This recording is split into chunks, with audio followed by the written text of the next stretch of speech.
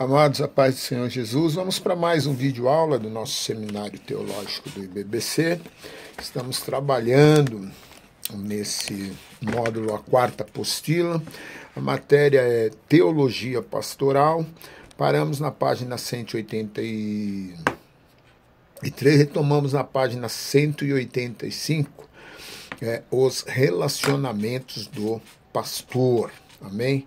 Deixa eu só confirmar a página aqui para a gente não... É isso mesmo, página 185. Nós prosseguimos então. O pastor são escolhidos e chamados por Deus para crescer, exercerem ministérios entre pessoas nos mais diversos níveis sociais. Por isso é fundamental que ele saiba a relevância de se desenvolver relacionamentos nas esferas espirituais e sociais, nos âmbitos familiares, eclesiásticos e comunitários. Temos toda a nossa obra deve ser levada adiante com humildade, senso de incapacidade. Precisamos estar numa piedosa e confiante dependência de Deus em todas as coisas. Os relacionamentos com Deus. Relacionamentos do pastor com Deus. O Senhor Jesus, com objetivo claro e bem definido para com seu rebanho, e quando escolhe alguém para ser pastor, quer compartilhar desses objetivos com ele. Precisa haver uma compatibilidade de propósito, uma adequação da vontade do homem com a vontade de Deus. Daí nasce o bom relacionamento do pastor com Deus. Okay? Tópico 3.1.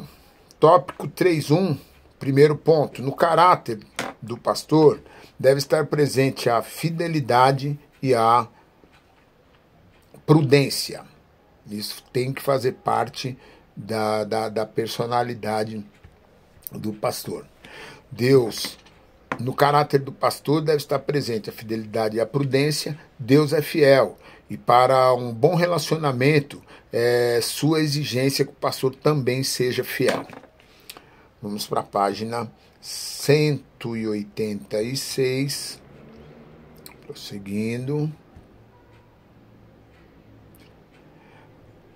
A postura do pastor deve ser de ministro de Deus a serviço do seu reino, em todo tempo. O pastor, ele coopera com Deus, conforme 2 Coríntios 3.9, gerenciando e administrando a sua igreja.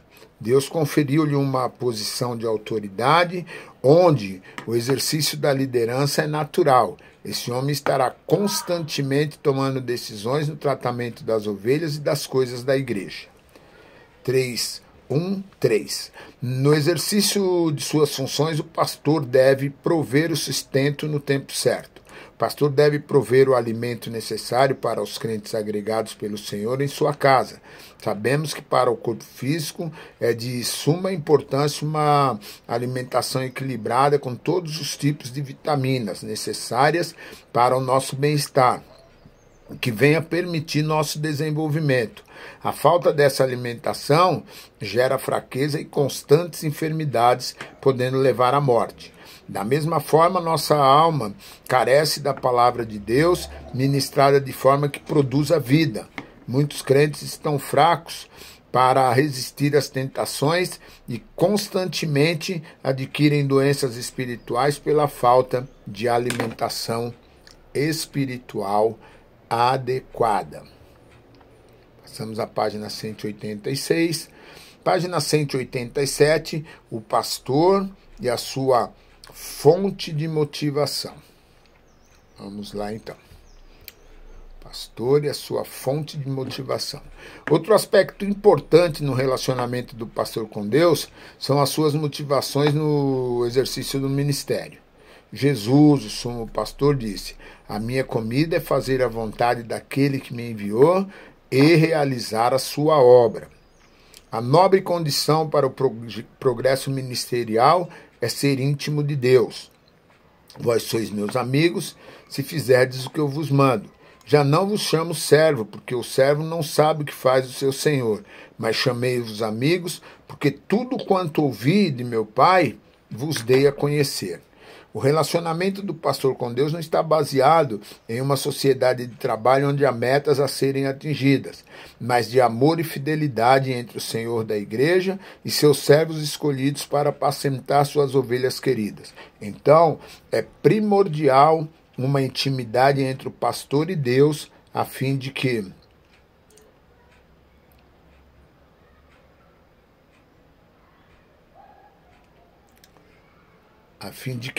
ele possa comunicar suas diretrizes de trabalho.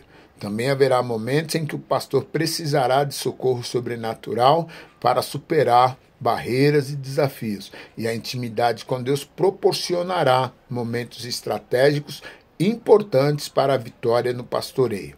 Essa intimidade se revela nas seguintes atitudes do pastor: demonstração de amor mútuo, conhecimento de ministérios, desapego dos prazeres do mundo, conhecer os caminhos do Senhor, receber o testemunho do Senhor.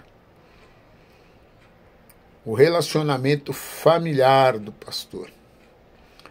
O que governa bem a sua própria casa, tendo filhos em sujeição com todo respeito. O primeiro maior e mais importante rebanho do pastor é a sua casa. Suas primeiras ovelhas são a esposa e os filhos. Seu gabinete pastoral é o leito sem mácula. Em casa, o pastor deve exercer uma liderança abrangente sobre a vida secular e espiritual da esposa e dos filhos. Liderar não significa dar ordens e tomar decisões, mas somar as opiniões, extraindo o melhor para o bem-estar da família.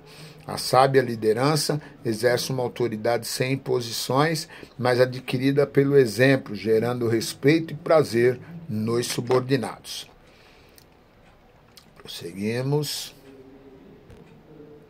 Página 189. O relacionamento do pastor com a igreja.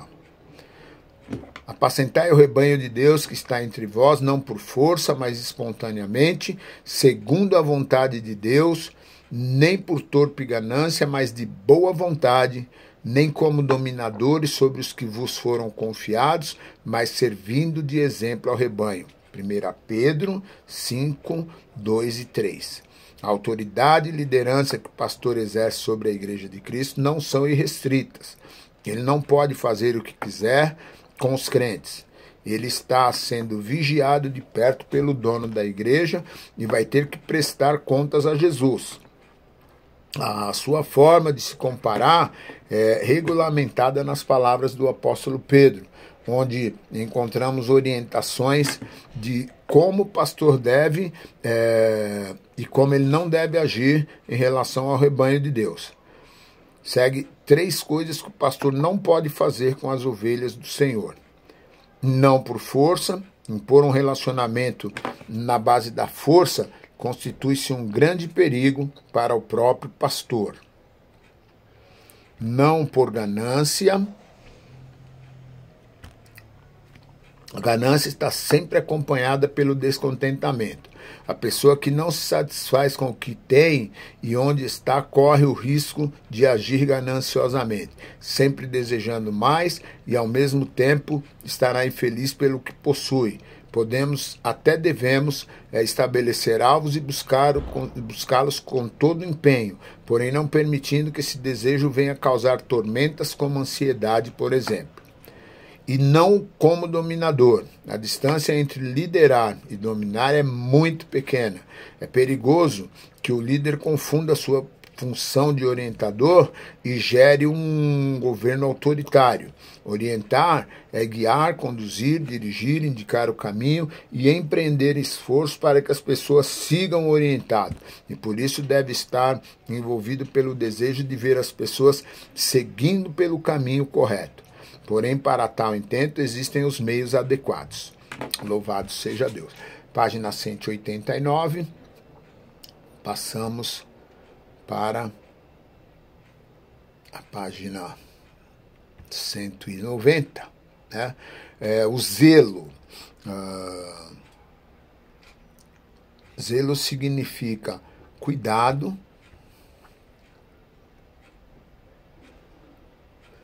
cuidado e diligência no exercício do ministério. O pastor não é responsável pelas atitudes e decisões das ovelhas, pela salvação ou condenação delas, ou ainda pelas suas vitórias ou derrotas, mas está comprometido pelo que ensinou ou deixou de ensinar, pelas orientações dadas e pelo que demonstrou através de seu exemplo às ovelhas. Sobre isso, o pastor dará contas a Deus. Página 190. A voluntariedade. Ser voluntário é estar preparado para fazer tudo o que for preciso com a mesma motivação e prazer de sempre, com firmeza e abundância de trabalho. O pastor deve ser apto, experimentado e exemplo em tudo. Paulo disse que pode todas as coisas naquele que o fortalece, mas esse pode tudo quer dizer tudo mesmo.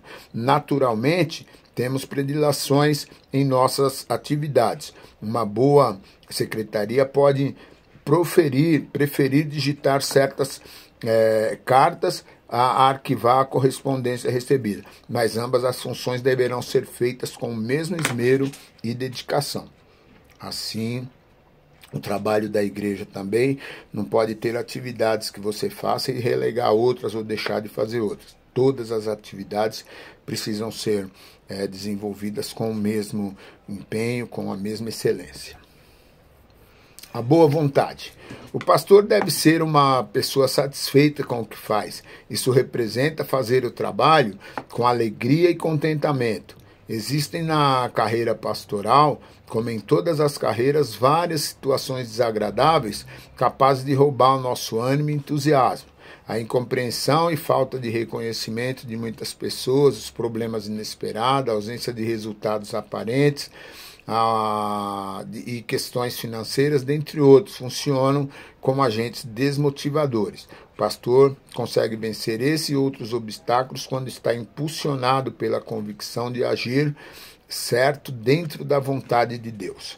Conduta exemplar.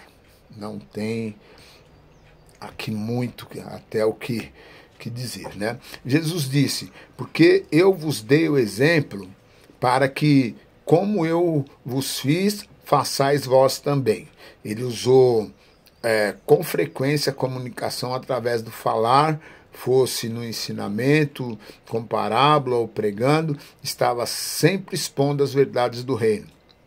Mas seu pastoreio não se limitava a falar, ele vivia o que falava. O relacionamento do pastor com a sociedade. Também é necessário que tenha bom testemunho dos que estão de fora, para que não caia em opróbrio e no laço do diabo. O ofício pastoral exige habilidade e desprendimento para relacionamentos, não apenas com os que estão dentro da igreja, mas principalmente com os que estão de fora, porque ele é representante do Senhor Jesus, do rebanho que ele apacenta e por causa da sua própria imagem. Pastor aprovado é aquele que não tem do que se envergonhar. Ele deve lembrar que o seu comportamento acarretará benefício ou prejuízo para tudo quanto ele representa. É difícil, impossível para as pessoas não identificar a pessoa do pastor com a igreja ou com o próprio Senhor Jesus.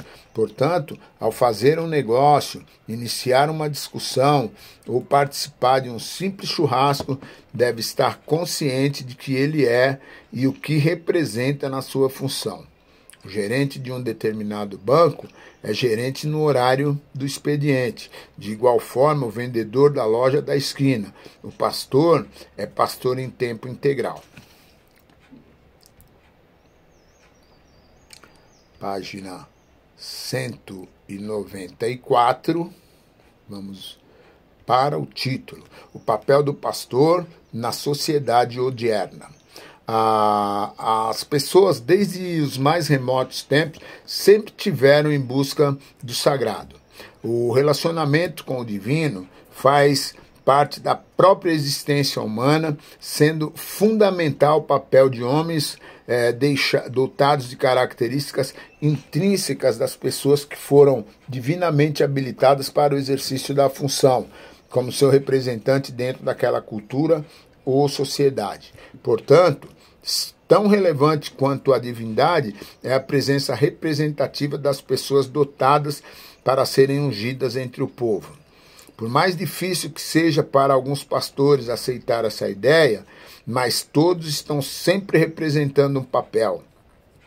Muitas pessoas, inclusive os membros da igreja, respeitam a figura do líder e o papel que ele está interpretando naquele momento. Um exemplo bem prático é quando o pastor de uma determinada igreja é substituído. O povo sente saudade nos primeiros meses, depois, quando muito, ele entra para a história daquela comunidade. Se alguém encontrá-lo depois de muito tempo, não terá a mesma admiração que tinha quando ele era seu pastor. Não se escandalize, mas todos nós estamos diariamente interpretando um papel, seja de pastor, pai, avô, profissional, namorado, cônjuge. Todos os extremos, todos exercemos funções na sociedade.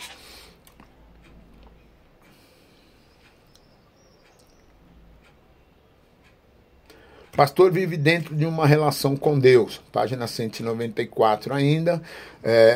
Além da mística que envolve os vocacionados, pois eles foram escolhidos pelo próprio Jesus, para o exercício do sacro ministério. Encontraremos algumas características que são essenciais para o cumprimento do papel.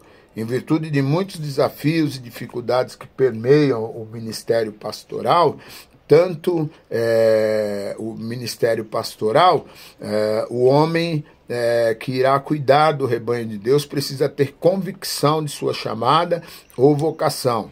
Na ausência de evidências externas e internas na vida pastoral, ele ficará demasiadamente exposto a ataques espirituais e crises emocionais que o levarão ao sabor do fracasso, além de ser responsabilizado pela dispersão do rebanho.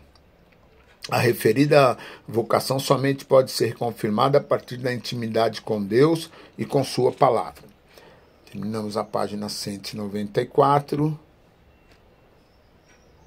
Vamos terminar esse tópico na página 195. Deus, através da sua palavra,